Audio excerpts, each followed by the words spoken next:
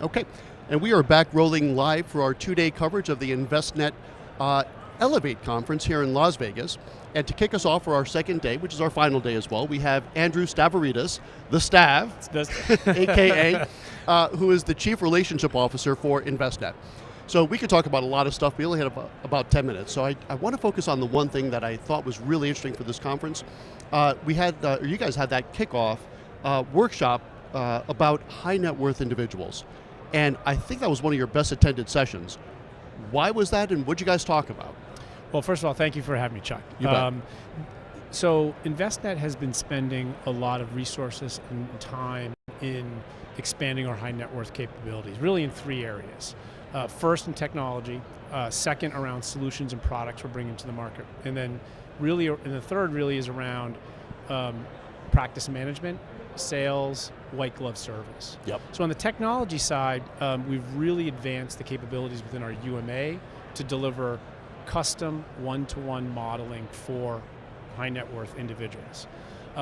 It's very unique in the industry. It allows us to empower advisors to be able to work directly with their client on their specific personalized portfolios. And then our platform actually allows that to be managed and overlaid by an outside asset manager or PMC, or even the advisor. So we have the capability for a discretionary Envestnet or an advisor discretionary. So a lot of times there's misconceptions in the market that, hey, Envestnet's managed account platform is only for managed accounts in a discretionary way, but the capabilities of our UMA and the way we've advanced it over the last 2 to 3 years does give some of the power to the advisor to do, to have their value prop be on managing the portfolio. Yeah, all right, that sounds really good. And I actually had the chance to speak with Dana and Jamie yesterday. They were our final session last night's segment.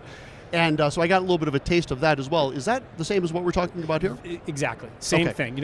Clearly we believe that for advisors to truly scale their practice, they should unwind some of the actual trading and trying to manage it on a daily basis. So clearly we're trying to help advisors move towards, you're the relationship manager, you're engaged with the client, you're helping with their goals, and then putting the management in the hands of a professional management team.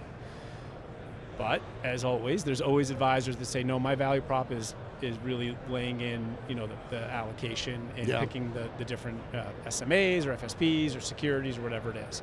In that case, we do consulting. So we have a high net worth consulting team at Envestnet. We've got around 80 individuals that engage with advisors around building portfolios. And then essentially the advisor takes it from there, and then they can manage it on their own. They can re-engage that white glove service, but that team works for both discretionary and non-discretionary.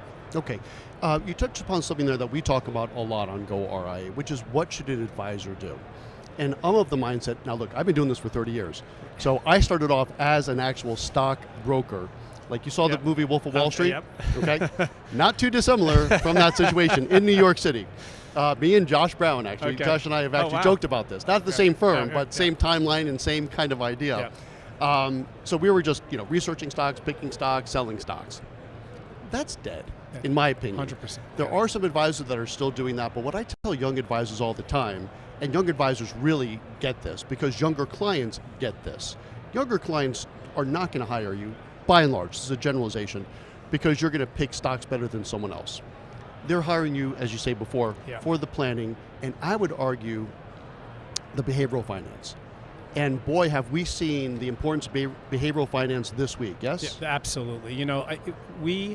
We have seen, especially on our enterprise side, where everyone is aligning around getting advisors out of the business of picking stocks, picking mutual funds, picking the allocation, thinking that their best thinking is what's going to actually drive the markets. It's times like actually right now where we have this volatility in the market that we see advisors start to come to Envestnet or platform and leverage those capabilities that they should be doing to give them the power to be more of a relationship manager. Right? This is the type of market that they need these types of capabilities that we offer.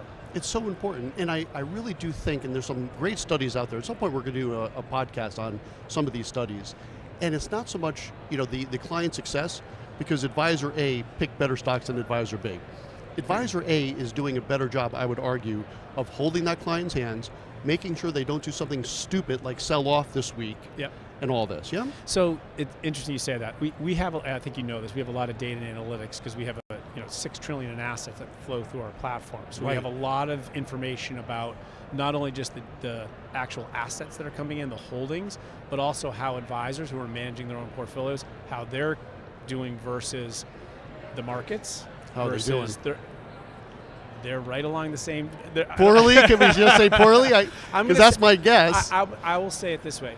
They're in the average. They're 80 to 85% of people are just going along the same path if you picked an S&P 500. So they're doing all this work, wasting all this time and getting, at best, I would say. Yeah. There's a few, look, you know this because you've been in this for a long time. There are a few RIA firms or firms that they have 3 or 4 CFAs on staff. They've got a CIO. They have all these people that are actually managing it. But I think the camera just caught a microfacial expression of mine going. Yeah. So I don't think we're going to edit that out. So yeah. But anyway, my point being is that we see the data. We see advisors managing portfolios is not giving them the alpha that they think they're giving to their clients. Yeah. That's the reality. So why spend all that time, that effort in doing that versus saying, I'm going to leverage experts, I'm going to leverage the technology, I'm going to leverage the white glove service, and then I'm offering this to my client to say, hey, this is the type of portfolio you need to be in, these are the holdings. There's still a level of customization is where we started the conversation. They have that in the technology to be able to pick and choose the different holdings, but then have somebody else trade it, have somebody else monitor it, have somebody else come back to you and say, here's how the portfolio is doing. And you're scaling it, and you can grow your practice too. Yeah. I tell you what, I think that's a great place to put a pin in it for today. But I will ask, and if you have that research, and it sounds like you do, let's stay in touch. Absolutely. Maybe in another month or two, have you come on, we'll do a podcast and do a deep dive into that specifically, because I think that's important information for these advisors Love to hear. to. All right, Andrew, thanks so much for joining us. Thanks. Okay, Bye. So this is just number 1 for today. We have another 3 or 4 coming, so stay tuned for more coverage of the InvestNet Elevate Conference here in Las Vegas. We'll be back soon. Thanks. And thanks again, Andrew.